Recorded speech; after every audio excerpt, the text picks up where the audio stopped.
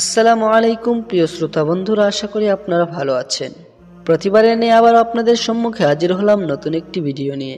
তো কথা না বাড়িয়ে আলোচনায় প্রবেশ করা যাক। আমাদের ভিডিও যদি আপনাদের ভালো লেগে থাকে তাহলে অবশ্যই সাবস্ক্রাইব করবেন। তো বন্ধুরা, আমাদের অনেকের মনে প্রশ্ন জাগে, লাইলাতুল কদর যেহেতু বিশেষ রজনী, তাই এ রাতে বিশেষ কিছুই চাওয়া দরকার।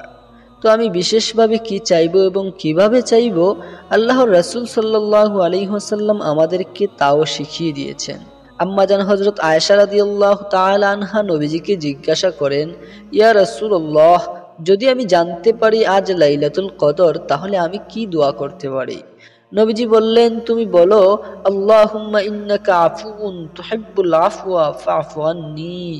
আয় আল্লাহ, আপনি অত্যন্ত ক্ষমাশীল, আপনি ক্ষমা করতেই ভালোবাসেন, সুতরাং আপনি আমাকে ক্ষমা করে দিন।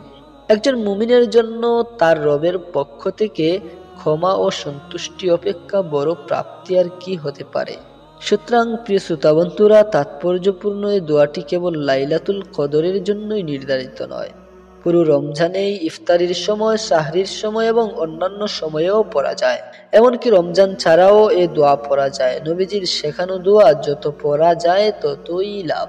আল্লাহ তাআলা আমাদেরকে যেন তৌফিক দান করেন বেশি বেশি করে দোয়া দুরূদ পাঠ করার।